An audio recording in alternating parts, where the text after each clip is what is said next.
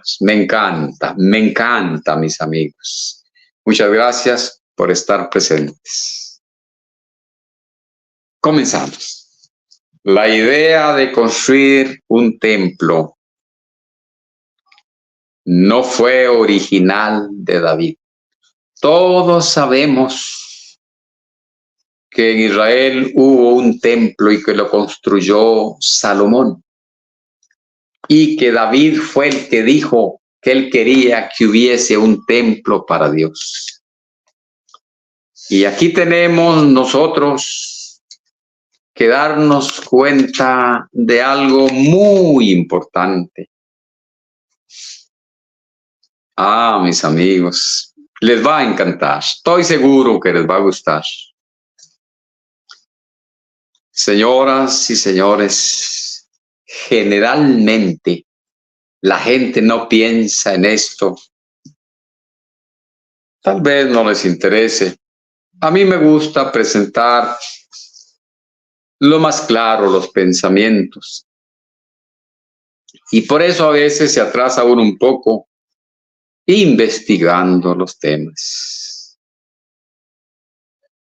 El primer templo que menciona la Biblia. Alguna vez estaba este servidor en Nicaragua preparando unos muchachos que ahora son diáconos en LSDN, la mayoría. Y me acuerdo que un día les pregunté, muchachos, en una clasecita, muchachos, díganme por favor, ¿cuál es el primer templo que se menciona en la Biblia? Y todos al unísono me dijeron el templo de Salomón. No, mis amigos. Tenemos que saber que cuando David tuvo la idea de construir un templo para Jehová, estaba copiando la idea de los paganos. Antes del templo de David estaban los siguientes templos, y no le traigo todos los ejemplos, les traigo algunos. Jueces 9:4, templo de Baal, lo mismo el verso 46. Jueces 9:27, el templo de muchos dioses. Primera de Samuel 5:5, el templo de Dagón.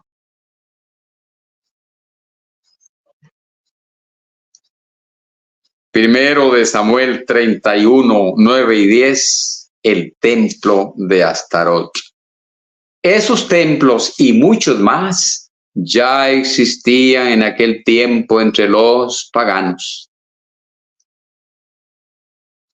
Entonces David ya había visto, ya había sabido, ya había conocido que los paganos tenían templos para sus dioses. Entonces David tiene la idea, ¿cómo es posible? Vamos a hacer un templo para Jehová.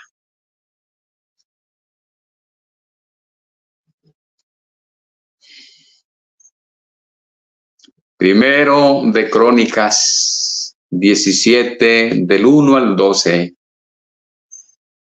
Es cuando David le dice a Natán, al profeta, mira, yo quiero hacer un templo para Dios. Él tenía una casa muy linda de madera de cedro, adornada y todo. Y veía David que la tienda donde estaba el arca de la alianza era una carpa, para decirlo al lenguaje moderno. Natán al principio le dijo, haz lo que tienes en tu corazón. Pero al ratico le aparece Dios y le habla al profeta Natán y le dice, vaya donde David y dígale que él no me va a hacer ese templo. Pero hay algo muy importante. Hay algo muy importante que David escuchó de Natán.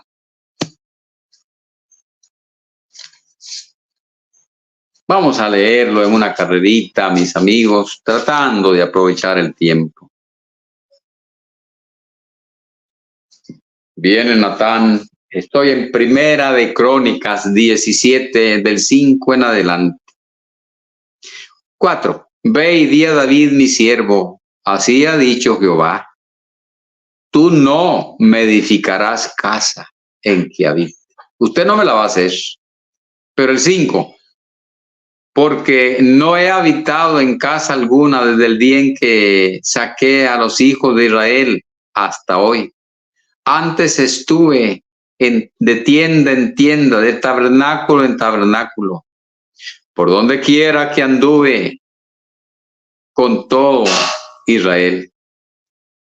Hablé una palabra o palabra alguna de los jueces de Israel, a los cuales mandé que apacentasen a mi pueblo para decirles, ¿por qué no me edificáis una casa de cedro?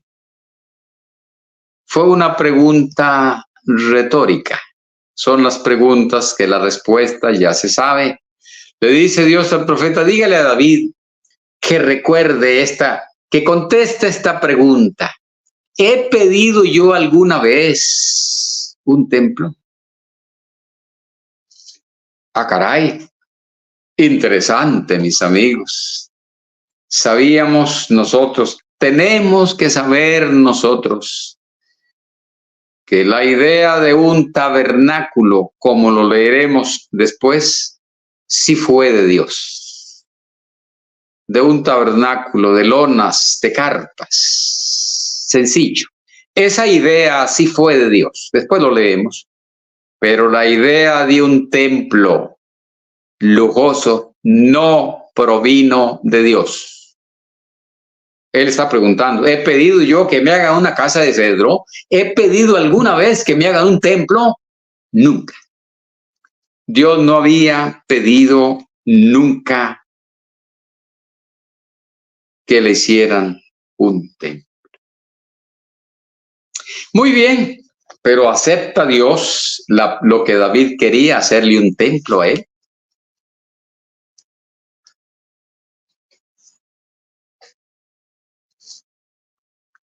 Tengo que leer esta porque tiene un dato muy importante. Primera de Reyes 6, del 1 en adelante, sale cuando Salomón comienza la construcción, pero quiero leerles, mis amigos, algo muy importante. Les va a gustar. Primero de Reyes 6:1 en adelante. En el año 480, después de que los hijos de Israel salieron de Egipto, el 4º año del principio del reino de Salomón sobre Israel, en el mes de Sif, que es el mes segundo, comenzó él a edificar la casa de Jehová. Ah, caray, aquí nos da un dato muy importante. Fue 480 años después de la salida del pueblo de Israel de Egipto.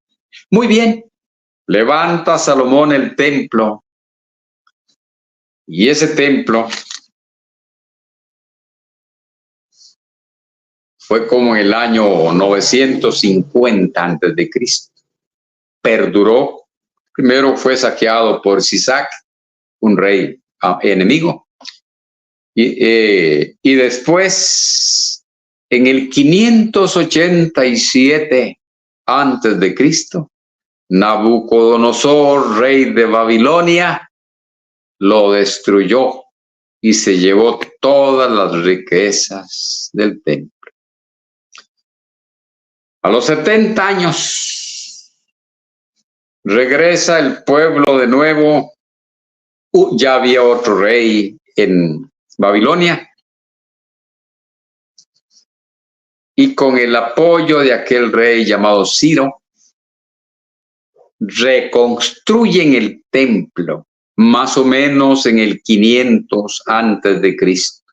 Lo hallas en Esdras 3, 6 al 10. Lo hayas profetizado en Ageo 1, 7 y 8.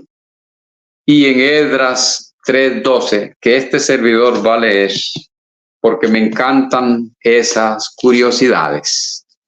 Esdras 3, 12, si no me equivoco. Sí, lo tengo. Esdras 3, 12, bueno, tenerlo no, me lo hallé ahí la letra. Les voy a leer una gran curiosidad que muchas veces también nos brincamos. 12. Y muchos de los sacerdotes, de los levitas y de los jefes de las casas paternas, ancianos que habían visto la casa primera, viendo echar los cimientos de esta casa, lloraban en alta voz, mientras muchos otros daban grandes gritos de alegría. Aquí vemos dos grupos. Los más viejos habían visto el primer templo. Estos lloraban, pero los otros gritaban de alegría. ¿Qué quiere decir esto, hermano Mario? Quiere decir que los que habían visto el primer templo no estaban contentos, estaban muy afligidos, tenían una confusión de sentimientos y era la siguiente. Ellos habían visto la majestuosidad del primer templo, abundó el oro, ahora vamos a ver cuánta cantidad de oro se usó para el templo, más o menos, claro. Y ahora regresan unos que estaban cautivos y pobremente echan los cimientos de la segunda casa de Dios, del segundo templo. Tan pobre, tan sencillo, que aquellos compararon, se acordaron del primer templo que conocían, dice ahí, y comenzaron a llorar amargamente. Los jóvenes no, los demás no, porque no habían visto el templo primero.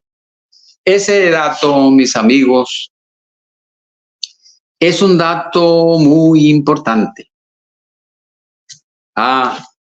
Voy a hacer un paréntesis para hablar de otro lugar de reunión. Resulta, mis amigos, que en este cautiverio en Babilonia, con el templo destruido, hay un salmo que dice: sobre los ríos de Babilonia nos sentábamos y aún llorábamos, acordándonos de Sión. Y los que nos habían llevado cautivos nos pedían alegría y nos pedían que cantásemos algunos de los cantos de Sión. ¿Cómo vamos a cantar en tierra extraña?, dice el salmo. Ellos allá añoraban lo que les habían destruido en Jerusalén, su templo, y sintieron la necesidad de tener lugarcitos para reunirse, y ahí nacen las sinagogas. Las sinagogas no son del tiempo de Moisés, aunque después veremos algo muy curioso. En el cautiverio, las sinagogas eran lugarcitos pequeños y no eran para adorar a Dios, ni para presentar sacrificios, ni nada parecido.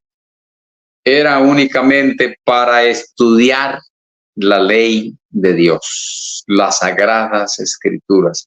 Léalo en Lucas 4:20 y también lea en Lucas 4:15 y 16 y Mateo 4:23, que Cristo acostumbraba predicar en las sinagogas. Ahora quiero presentarles de las sinagogas, antes de volver, este es un paréntesis a lo de los templos, algo muy importante. Históricamente, no en la Biblia, en la historia secular, se dice que los cristianos se reunían también en las sinagogas. No sé si se turnaban con los que no eran cristianos. Hablo de los judíos cristianos. Se siguieron reuniendo en las sinagogas hasta el año 90 después de Cristo, que los expulsaron para siempre. Eso es muy importante. Otra curiosidad, en el Salmo 74:8 habla de las sinagogas. Ese es un plumazo, un dedazo, una mala traducción, porque no habían sinagogas todavía. Otra curiosidad con las sinagogas. En Hechos 18:8 dice que el principal de la sinagoga de Corinto se lo ganó San Pablo. Se ganó el jefe de la sinagoga. Otra curiosidad que este servidor quiere leerles en Hechos 15:21. Porque Moisés, desde tiempo antiguo, dicen ahí en ese concilio que hubo en Jerusalén, porque Moisés desde tiempo antiguo tiene en cada ciudad quien lo predique en las sinagogas donde es leído cada día de reposo. Este es otro dedazo, mis amigos. Moisés no conoció las sinagogas. Moisés no mandó a hacer sinagogas. Él murió y ni templo había. Estaban en la carpa esa, que era el santuario que Jehová mandó a construir. Son dedazos que hay en la Biblia y que es bonito saberlo, mis amigos. Ahora sí, después del paréntesis de las sinagogas, volvemos al tema del templo. Mis amigos, esta nos va a gustar. Yo creo que a ustedes también.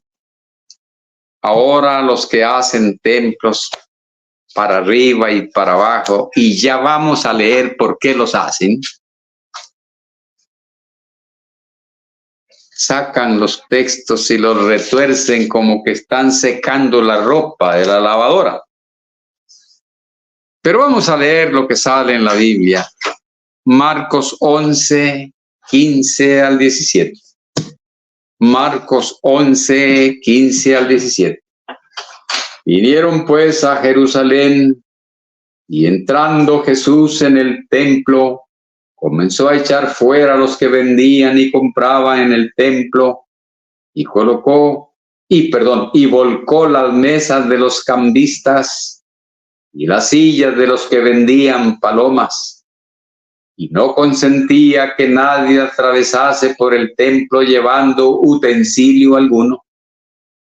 Y les enseñaba diciendo: no está escrito, mi casa, casa de oración será llamada por todas las naciones, mas vosotros la habéis hecho cueva de ladrones. Lamento informarles a los constructores de templos que hay una casa de oración, una. Aquí dice mi casa, singular, será llamada todo singular por todas las naciones. Dios aceptó que David tuviera la idea de un templo e instruyó y ayudó a Salomón a hacerlo y a otros a reconstruirlo. Pero uno en singular para todas las naciones. Lo leo en Marcos 11, 17. Porque cuando yo estaba engañando y siendo engañado,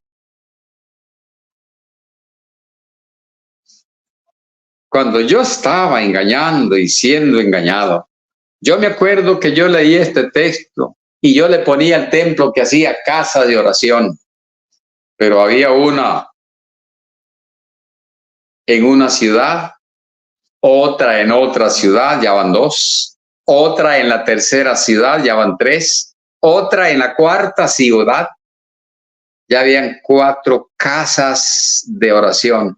Y el libro que tengo en la mano me dice que Cristo saca a los cambistas del templo de Jerusalén y dice que esa casa es casa de oración para todos, que ya la veo, para todas las naciones. No hay casas de oración para las naciones, no. Las otras casas de oración que los hombres han hecho la inmensa mayoría, porque no puedo generalizar, lo hacen para gloria de ellos. Continuemos. Jesucristo profetiza. Jesús profetiza la destrucción del templo y tenemos que ver algo muy importante con todo respeto para Cristo y para ustedes, pero este servidor ha prometido y casi jurado predicar como dice la Biblia. Versión Valera, 1960, en español, mis amigos. Quiero decirles algo. Mateo 24:1. Cuando Jesús salió del templo y se iba, se acercaron sus discípulos para mostrarle los edificios del templo. Respondiendo él, les dijo: ¿veis todo esto? De cierto digo que no quedará aquí piedra sobre piedra que no sea destruida. Si ustedes y yo leemos el texto con la mente acelerada, otros lo leerán jugando de muy respetuosos. Este servidor no cree que Dios se enoje porque yo lea las cosas como están. Ahí dice que no iba a quedar piedra sobre piedra. No quedará piedra sobre piedra. Yo no creo que Cristo dijera eso.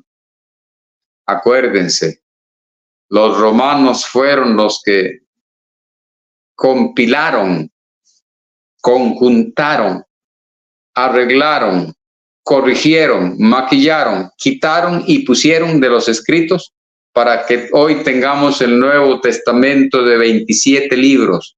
Eran más de 350 escritos que habían sueltos, de apóstoles y de evangelistas y de todos ellos. Yo no lo dudo que le hayan cambiado algo. ¿Y por qué el atrevido? Impío, dirá alguno. Ustedes no, pero lo de la acera de enfrente, sí. Este apóstata impío, ¿qué estará insinuando? Yo no insinúo, yo digo y leo.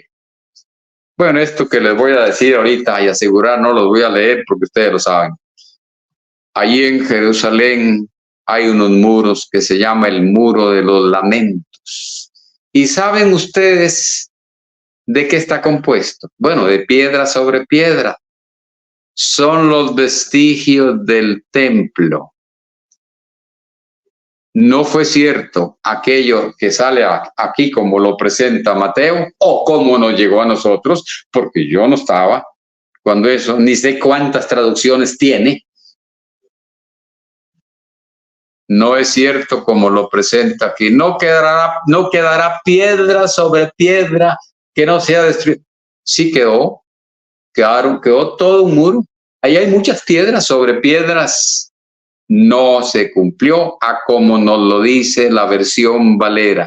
¿Qué pasó en el trayecto de aquel tiempo a hoy? Este servidor no estuvo, ni es culpable, ni de leerlo, ni de entenderlo. Y lo comparto con ustedes en aras de confirmar que leemos la Biblia tal como está. Muy bien, mis amigos. Vamos a pasar a otra etapa muy bonita. Aquel templo fue destruido, quedando el Muro de los Lamentos. En el año 70, todos hemos leído la historia, la mayoría. Tito, el hijo del emperador, era un general, la sitió y la destruyó en el año 70.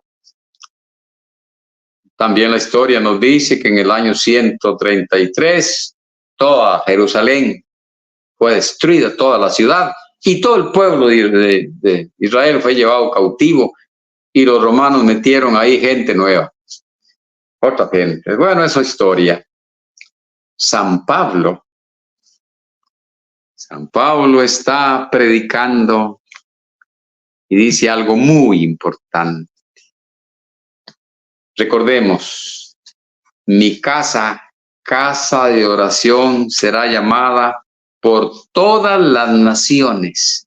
casa de oración para todas las naciones, según la Biblia, una, no mis casas, no mi casa. San Pablo estaba predicando en la capital de Grecia. Acordémonos, Grecia ya estaba subyugada por el Imperio Romano. Grecia había sido el imperio anterior. Roma toma Grecia y ahora el imperio era Roma y Grecia era tributaria de Roma. Pero los romanos hacían muchos caminos y San Pablo los aprovechó para evangelizar. Está San Pablo evangelizando en Atenas, la capital de Grecia. Estamos hablando ya en Europa. Y les dice lo siguiente. Hechos 17:24. ¿Qué tendrá que ver esto con lo de los templos? Leo. El Dios que hizo el mundo y todas las cosas que en él hay, siendo Señor del cielo y de la tierra, no habita en templos hechos por manos humanas. María Santísima, diría mi abuela después de persinarse, porque era muy católica. Se los voy a leer. Lo que anuncia el apóstol Pablo. El Dios que hizo el mundo y todas las cosas que en él hay, siendo el Señor del cielo y de la tierra, no habita en templos hechos por manos humanas. Cristo admite que para todo el mundo hay una casa de oración. Y San Pablo viene y dice que Dios no habita en templos hechos por manos humanas. Templos hechos por el hombre. Entonces Dios se quedó sin templo en la tierra. Entonces Dios, pregunto, ¿se quedó sin templo en la tierra? No, mis amigos. 1 Corintios 6:19 dice que el templo del Espíritu Santo somos nosotros. 2 Corintios 6:16 lo repite y Efesios 4:30 lo leo porque es muy bueno ver algunos detalles. Voy a repetirlos. Dios tiene un templo aquí en la tierra. Es su pueblo, su iglesia. Nosotros somos templo de Dios. 1 Corintios 6:19, 2 6:16 y Efesios 4:30. Pero Efesios 4:30 lo va a leer este servidor. Y no contristéis al Espíritu Santo de Dios, con el cual fuiste sellados para el día de la redención. Aquí tenemos que ver algo muy importante que muchas veces no pensamos. Y yo no vine a jugar de maestro, porque no lo soy. Vine a compartir lo poquito que tengo, con mucho gusto, claro, con todo respeto. Aquí no dice San Pablo, no se porten mal porque se va el Espíritu Santo. No, no los amenaza, diciéndoles que el Espíritu Santo se iba a ir. No, les dice que no lo contristen. Porque el Espíritu Santo, Dios se manifiesta de muchas maneras. Le llaman los teólogos teofanías, ¿verdad? Cuando Dios se manifiesta que una llama de fuego, que en forma de hombre, Génesis 18, son teofanías, así le llaman ellos. Pero el Espíritu Santo, la única teofanía que se ve en la Biblia es cuando descendió como paloma. El Espíritu Santo mora. El Espíritu Santo mora en la iglesia. Mora en los corazones. Habitaré y andaré en ellos. Texto que por ahí lo vamos a encontrar. Ahí mora el Espíritu Santo. Pero se portó mal el hermano, sí, lo contrista. No se va, lo contrista. Muy importante, muy interesante. Entonces, mis amigos, ¿dónde se reunía la iglesia del Señor? La iglesia del Señor se reunía en las casas de los hermanos. La iglesia del Señor se reunía en las casas de los hermanos. Y aunque, oh, qué importante, aunque hubiese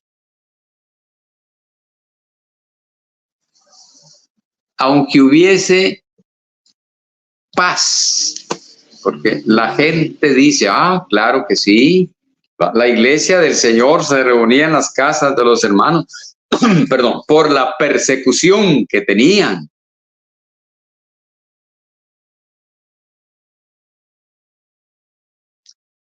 Pero la palabra del Señor nos dice otras cosas diferentes.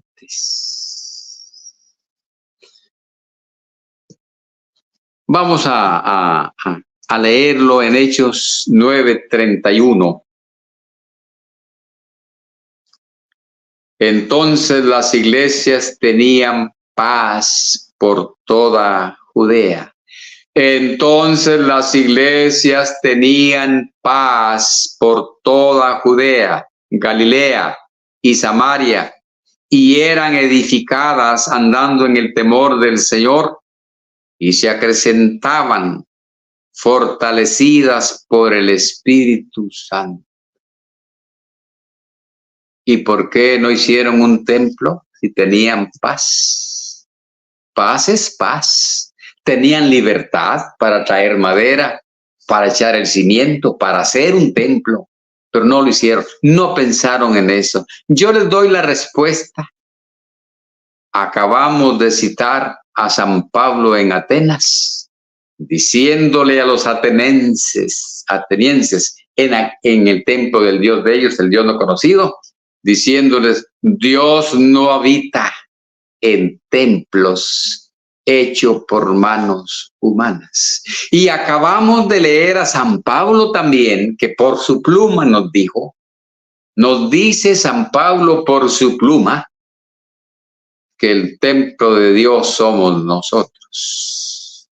Por eso las iglesias, aunque tuvieran paz, se seguían reuniendo en las casas de los hermanos. Léalo usted, mi amigo, en Romanos 16, del 3 al 5. Léalo en Primera de Corintios 16, 19. Léalo en Colosenses 4:15 y yo te lo leo en Filemón 1, 1 y 2. Repito, la iglesia se reunía en las casas de los hermanos. Pablo, prisionero de Jesucristo, y el hermano Timoteo, al amado Filemón, colaborador nuestro, y a la amada hermana Apia, y a Arquipo, nuestro compañero de milicia, y a la iglesia que está en su casa. No era que vivían los hermanos ahí metidos, era que ahí se reunían, sin duda, mis amigos. No pensaron, pues, en construir un templo, se reunían en las casas. Ah, alguien me preguntará, Mesén, ¿y entonces de dónde salieron los templos? Importantísimo. ¿De dónde salieron los templos? Voy a contarles un poquito primero de la historia secular, bueno, todo. Últimamente dicen que encontraron una cueva en Jordania y los arqueólogos, con su conocimiento, son profesionales, descubrieron que ahí se reunían unas 70 personas cristianas.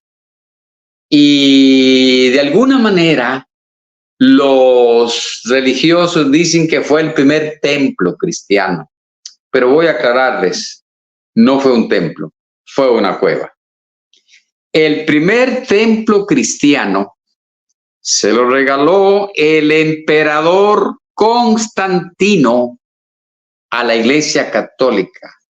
Era una casa que la usaban para muchas actividades, entre ellas adorar a sus dioses. Y fue el primer templo, ahora sí, de construcción de la Iglesia cristiana. Fue en el año 318 o 324, la historia no me lo da muy bien, después de Cristo, en Roma, conocido como la Iglesia de San Juan de Letrán. Y por cierto que la católica tuvo su base allí por mucho tiempo. Tanto que ahí fueron enterrados muchos papas.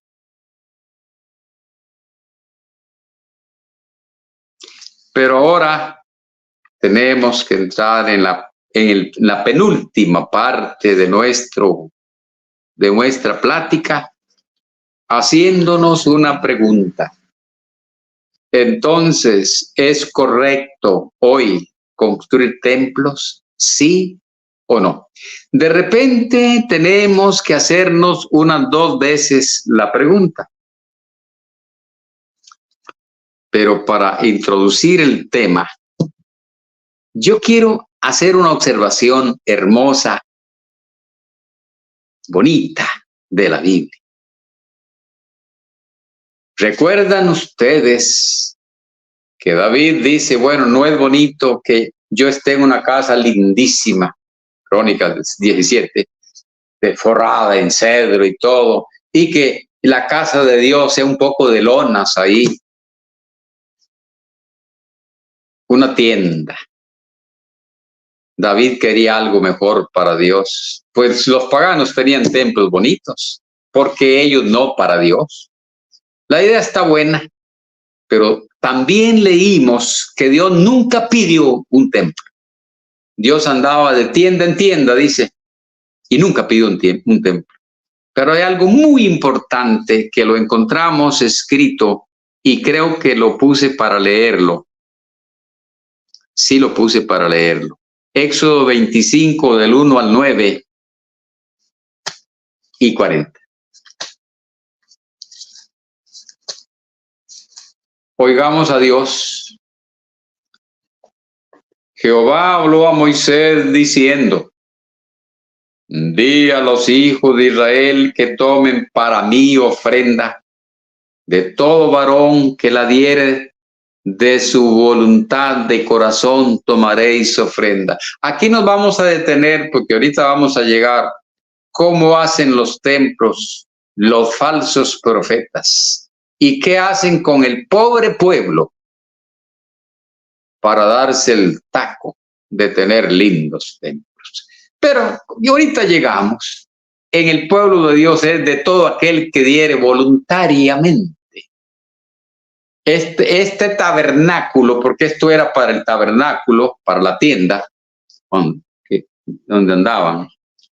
Esta es la ofrenda que tomaréis de ellos: oro, plata, cobre, azul, púrpura, carmesí, lino fino, pelo de cabras, pieles de carneros, teías de rojo, pieles de tejones, madera de acacia, aceite, piedras preciosas. 8. Y harán un santuario para mí. Ahora sí, mis amigos. Ahora sí estamos leyendo lo que Dios pidió para él. Dios no pidió nunca un templo. Se lo dije antes, lo digo ahora y lo estoy leyendo. Dios pidió una tienda sencilla. ¡Qué belleza! ¡Cómo me encanta! Es que hoy se pueden hacer templos y ahorita llegamos.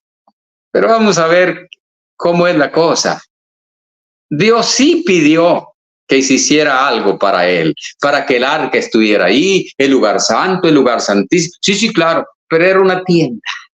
Otra vez el 8. Y harán un santuario para mí y habitaré en medio de ellos, conforme a todo lo que te mostré en el desierto, del diseño, en el diseño del tabernáculo y el diseño de todos los utensilios. Y en el 40 se lo repite para que no le falle. Mira y hazlo conforme al modelo que te ha sido mostrado en el monte. Sí, mis amigos, sí pidió Dios que construyeran algo para él, una tienda sencilla. Esa es la Biblia, señoras y señores. El templo de Salomón, Dios lo aceptó, lo santificó y todo lo que tú quieras, pero no lo pidió.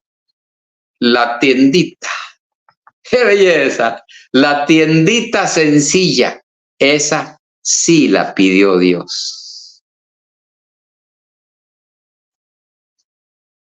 Pero cuando el hombre llamado David y su hijo Salomón construyó el templo, David preparó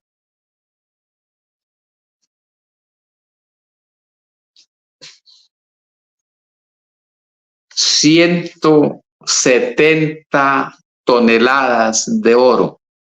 Eso calculan las personas que saben sumar ahí lo que dice la Biblia, traducirlo al idioma nuestro. 170 toneladas de oro. Salomón ocupó más de 100,000 hombres para hacer el templo. Compárenlo con la tienda que Dios pidió, mis amigos. Con la tienda que Dios pidió. Sí, él pidió algo, lo más sencillo posible. Esa es la Biblia, mis amigos. Salomón, para hacer el templo, ocupó más de 100,000 hombres y duró 7 años construyendo. Lo de las toneladas de oro está en Primera de Crónicas, está con otros nombres, 29 del 2 al 5.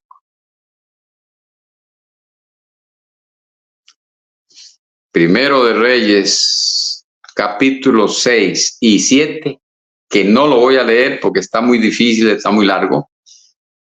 Dice, mis amigos, cómo hizo el templo. Lo forró en oro por todo lado. Todo lo hizo forrado en oro, por dentro forrado en oro. Cada mueble, cada figura, cada utensilio, cada mesa, todo lo forró en oro, del mejor oro que existiera. Pero Dios no lo había pedido. Es ahí donde los hombres sin Dios se confunden y le sacan a la iglesia, vea el templo de Salomón, es que era para Dios. Sí, la intención está buenísima. Pero ahorita llegamos cuando veamos por qué sí se pueden hacer templos ahora y cómo.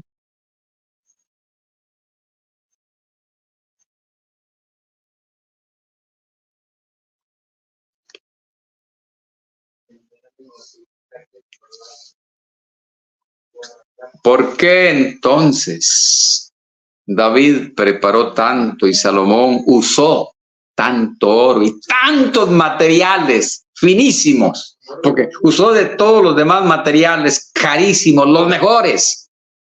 Porque la intención de él no es que fuera mala, pero Dios no lo había pedido. Mis amigos y amigas, el hombre siempre quiere destacar para sacar pecho él, para demostrar su poder. Vayan comparando con los templos que vemos ahora, para demostrar su fuerza, para que todo mundo vea su imagen, para que todo mundo admire sus templos. los hacen con materiales carísimos. Hoy, imitando a Salomón, la única casa de oración aceptada por Dios para todas las naciones, como lo leímos en Marcos 11:17. Qué lindo, qué bonito, así con la Biblia.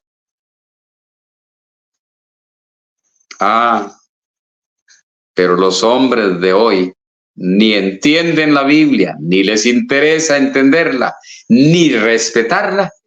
Les interesa que los vean muy grandes. En el oriente de Guadalajara, hay un templo altísimo que parece un queque navideño. Nos contaba un amigo que por dicha ya salió de ahí, que el pensamiento del señor que los dirigía era: tiene que ser más alto que la basílica. ¡Ah, caray! Para destacar, para que se vea. Y todavía al día de hoy lo sacan como estandarte, como bandera, para que vean que son grandes, por no entender la Biblia, ni respetarla, ni nada. Lo que viene aquí.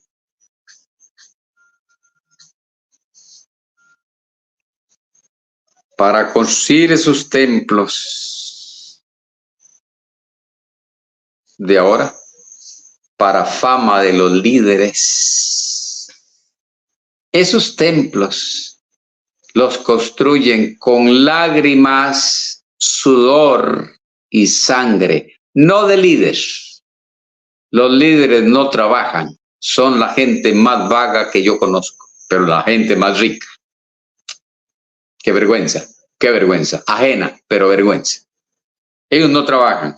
La iglesia hace esos templos con lágrimas, con sudor y sangre, con las manos quemadas por el cemento. Niños, mis amigos y amigas, niños, adultos y ancianos, todos ustedes y yo los hemos visto, ahora que las redes sociales nos tienen informatiticos de todo, hemos visto esa gente trabajando y los han convencido que como es para la gloria de Dios, sí, pero Dios ya dijo que casa de oración hay una para todas las naciones. Marcos 11:17. La pobre feligresía se sacrifica vendiendo casas, si me equivoco que me corrijan, vacas, propiedades, sacando cuentas en el banco, pidiendo prestado, haciendo ventas de tamales, donas, flores y lo que puedan para hacer un majestuoso templo. Es que es para la gloria del Señor. No, mis amigos. Los templos que hay ahora son para gloria de los hombres. En estos templos mora la iglesia, la congregación. ¿Y Dios? Dios mora en otro templo, en el cuerpo de nosotros, que es templo del Espíritu Santo, como ya lo leímos. Esa, mis amigos, es la Biblia. Pero antes de terminar, muchas veces las personas con fe en Dios se suben arriba al templo porque los hacen altísimos para que se vean de largo. Y les ponen unas luces especiales que ahorita me acuerdo cómo se llaman. Ahorita me acuerdo. Para que se vea de largo. ¡Qué barbaridad! Para resaltar. Para gloria de Dios. No juegue. Para gloria de los hombres, para que vean su poder. Y muchas veces los pobres trabajadores quizás no almorzaron bien, quizás no les han llevado café, o no han bajado a tomar café porque están soldando arriba en la torre y se desmayan y se caen. ¿Y qué cree? Se matan. Y nos contaba una fuente de toda confianza que un templo de esos los agarraban después de que caían muertos, se los iban a poner en otro lado para que pasara como un accidente de tránsito. Y si algo faltaba, le pagaban al señor, el patólogo, para que dijera que sí, que murió de un accidente, para que las autoridades no pararan la construcción. Ah, pero eso sí, el líder con la autoridad de Dios declara que fueron salvos. Se salvó. Qué fácil engañar y explotar a la gente. Ahora sí vamos a terminar, pero les va a gustar. Entonces, ¿se puede hacer templos ahora o no? ¿Qué dice el impío de Mario? ¿Qué dice el apóstata de Mario? Apóstata a quien le tienen miedo, ¿verdad? Los de la acera de enfrente, pero ellos sabrán por qué. Ellos sabrán, tienen que saber, claro. Tienen razón. ¿Se puede hacer templo o no? ¿Se deben hacer casas de oración, casitas, para reunirse? Mira, mis amigos, si usted dice que es la misma iglesia de antes y que es la restauración, no puede hacer. Más los de LSDN, porque ellos te sacan Hechos 3:21. No está hablando de la restauración de la iglesia, por cierto que no desapareció, ya lo explicamos en una conferencia. Pero ellos te sacan ese texto y te engañan diciendo que habla de la restauración de la iglesia. Pues si son ellos, no pueden hacer ni siquiera 2 láminas para reunirse, porque ahí dice restauración de todas las cosas. Y aquella iglesia que se menciona en el siglo I no hizo un templo. Entonces tendrían que tener un texto donde diga que hicieron un templo para decir, como somos la misma y fuimos restaurados, yo también lo hago. Se restaura la idea de hacer templos. Ellos no. Pero en realidad, mis amigos, ¿se puede hacer una casa de oración? Sí, claro. Pero venga acá, mis amigos. Una casita para reunirse. ¿Qué malo tiene? ¿Qué malo tiene? Por cierto, que yo nunca le pondría casa de oración. Por respeto a Cristo, que dijo, mi casa, una, la del templo de Jerusalén. Casa de oración será llamada por todos. Hay una llamada por todos los pueblos. Se le puede poner de cualquier manera al lugarcito para reunir. Entonces, Mario, ¿qué estás diciendo? Te estás contradiciendo. Veamos, mis amigos. Mi estilo es muy sencillo, pero tiene con qué. Respetando las prioridades. Aquí les va, mis amigos. Vean la injusticia de los hombres que visten y calzan de las boutiques sin haber trabajado, que tienen colecciones de autos finos sin haber trabajado, que viajan en primera clase en los aviones sin haber trabajado nunca, o tienen aviones privados sin haber movido un dedo, a veces mueven toda la mano para ponerla que les den la plata. Esos no tienen ni a Dios ni siquiera vergüenza. Esa no la conocieron. Cuando Tatica Dios la repartió no estaban. Seguro andaban buscando diezmos en alguna parte. Esos hombres que tienen grandes templos, que son diferentes, que hacen el contraste. Yo conozco acá en Costa Rica lugarcitos, zonas rurales, donde son casitas de bono, que llamamos aquí, son las que el gobierno les regala a los pobres. Yo también soy pobre y nunca me he dado una, pero bueno, por dicha tenemos una casita por acá. Zonas rurales donde hay un barriecito de casitas de bono y el mejor edificio es el templo, pero mejor 98-0, 98-1, por decir algo, para dejarles algo a los demás.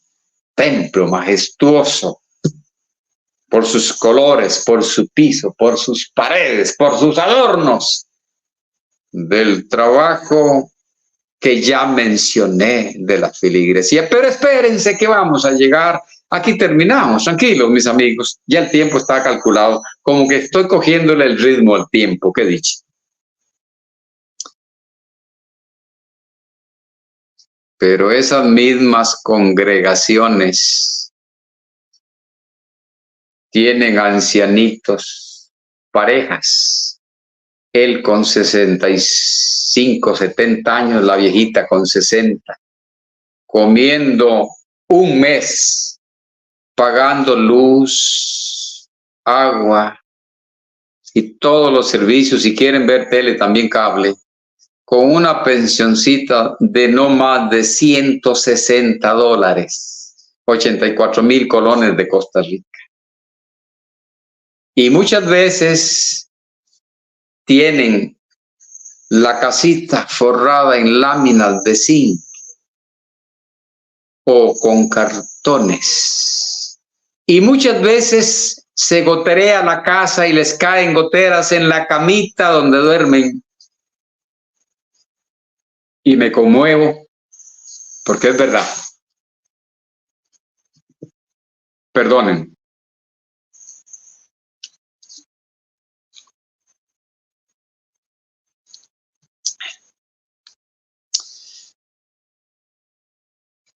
Otros son familias de 6 porque no les gusta planificar la familia y tienen muchos hijos.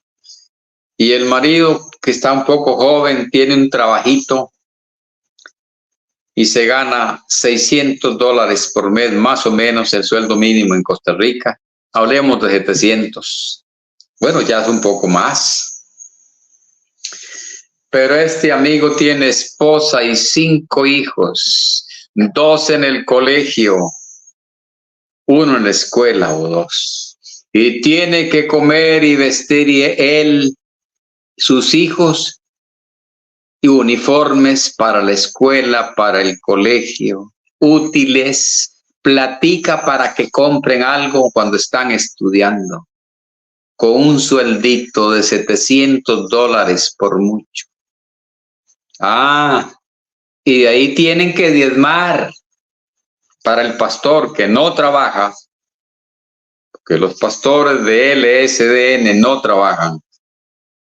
Y como yo fui ministro, alguien dirá, usted no trabajó, que vayan a los lugares donde trabajó este hombre, este servidor que les habla, y pregunten el fruto, a ver cuántas almas me ganaba. Yo trabajé, y lo digo, pero con tanta satisfacción, porque es verdad. Yo sí trabajé. Una vez llegó un amigo de apellido Aguilar, que ahí está metido engañando y siendo engañado, a Nicaragua, y bautizó 100 almas en un solo bautismo. Y esa vez me dijo, Mario, vos tenés el don de evangelista. Le digo, no, mi hermano, yo no tengo eso.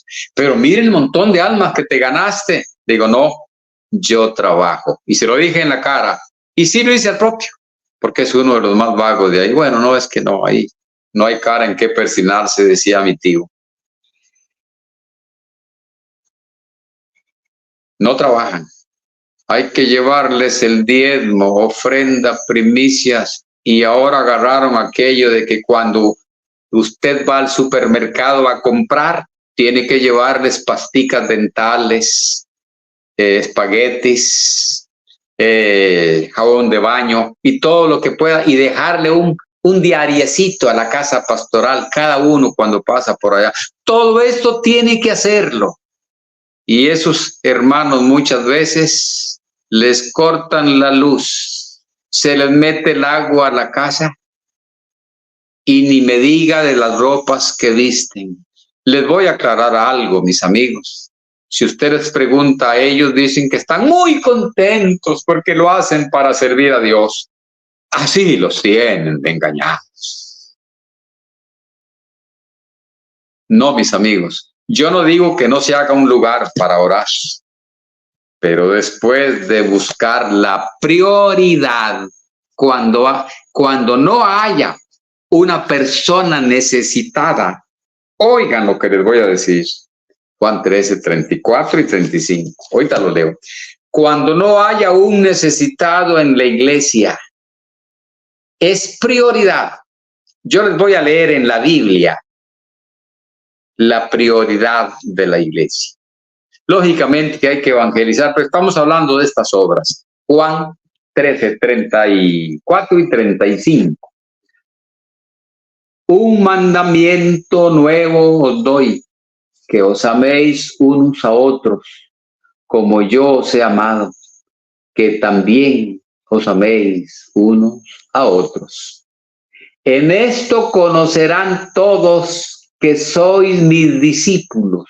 En esto conocerán todos que sois mis discípulos, si tuviereis amor los unos con los otros. Este texto, como está muy abstracto, cualquiera lo confunde para la derecha o para la izquierda, porque acostumbrados a tergiversar la Biblia están. Pero yo tengo textos más concretos del amor. Pero voy terminando aquí repitiendo. En esto conocerán todos que sois mis discípulos, si tuviereis amor los unos con los otros. No es en que tengan templos vistosos, altísimos. No, con luces especiales para que se vean los destellos en toda la ciudad, con pisos especiales, con candelabros bellísimos. En eso no se conocen los siervos, los hijos de Dios, sino en que hay amor los unos con los otros. No dirán los religiosos, nosotros tenemos el templo y todo, pero nos amamos. ¿Usted quién es para decir que no? Las obras son las que hablan. Y como yo te dije, y tengo mi estilo y lo digo con orgullo, cuando yo digo algo lo leo.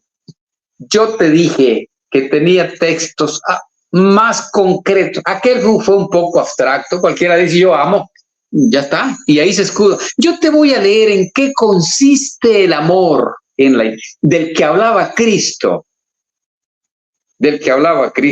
Y por cierto lo escribió el mismo apóstol, ahora en la primera carta de San Juan, primera de Juan 3, 10 y 17.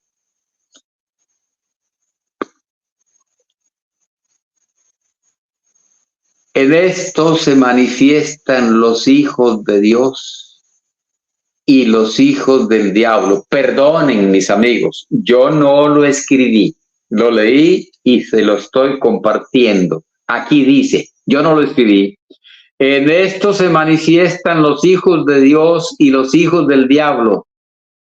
Todo aquel que no hace justicia y que no ama a su hermano, no es de Dios.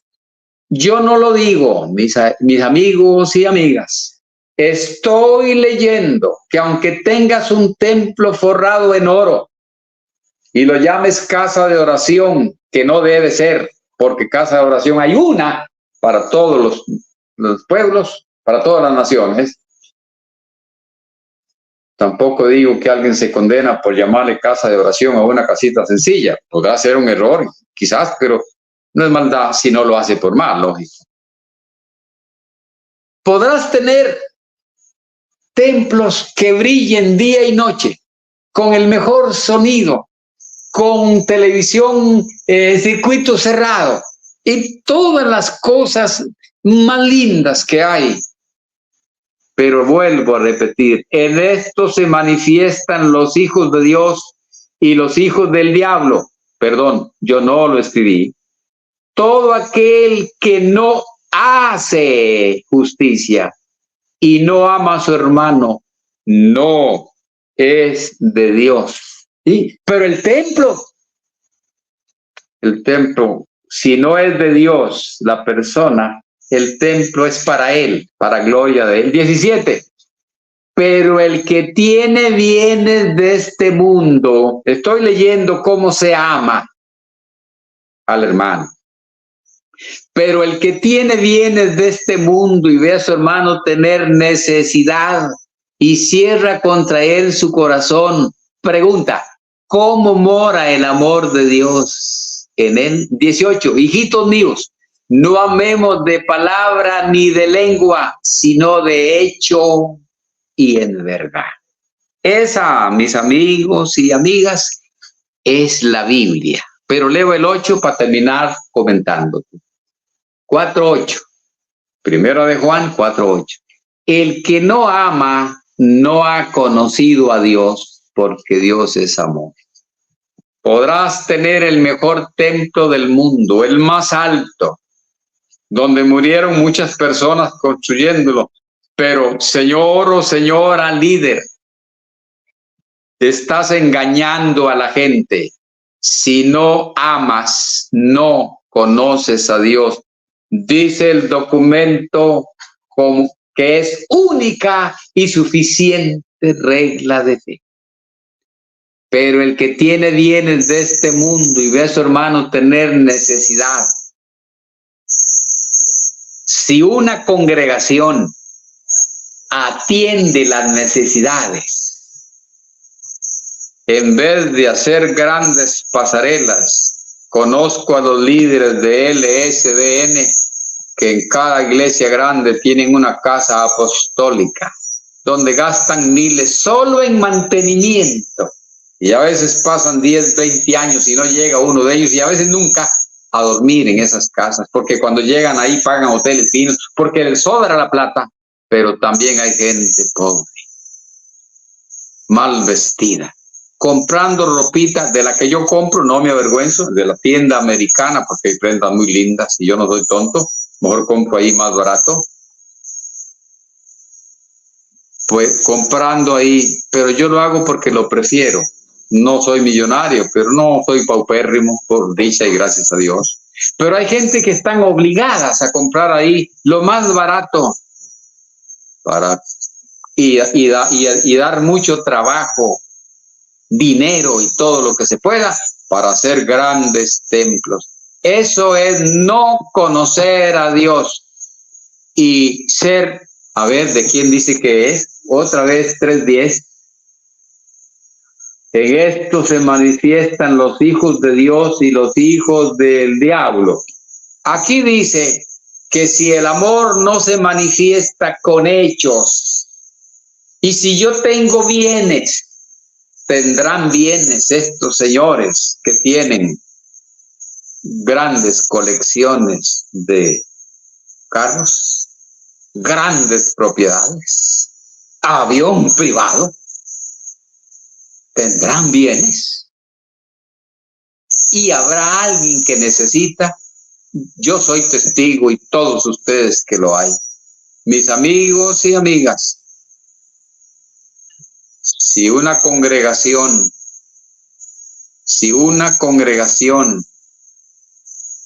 hace una casita para reunirse, modesta, funcional, como la pidió Dios en el desierto. Dios no pidió templo forrado en oro, pidió una tienda sencilla. Ahí está el modelo de Dios, de lo que Dios pide que se construya. Si una congregación con entendimiento hace una casita funcional y cubre lo prioritario, lo que hace que nos reconozcamos como discípulos de Cristo, que es el amor, y se practica dando lo que tenemos de hecho, no de palabra ni de lengua. ¿Por qué no la van a hacer? El reto es que hacer casas y ojalá lujosas, si no hemos cubierto las necesidades de nuestros hermanos, es un pecado mortal. Y eso hace que no conozcamos a Dios, que no seamos hijos de Dios. Amigos y amigas, perdonen, no estoy exhortándolos a ustedes Estoy hablando y a veces me emociono porque a mí también me da lástima muchas cosas y yo soy sentimental, pero que quede esto en la retina, en el oído y en el corazón. Ojalá que haya muchos de la acera de enfrente oyendo y como siempre, no lo hago por prepotencia, no soy una enciclopedia andante, no soy un erudito, no se trata de eso. Pero para probar las cosas que están en la Biblia, sí, ya la he leído y ya me doy cuenta quién está engañando y quién no. Valga, sirva de algo, mis amigos y amigas, la corta y sencilla meditación, la iglesia, su nombre y sus templos. Muchas gracias, que sirva de mucho. Saludos especiales. Dios los bendiga a todos.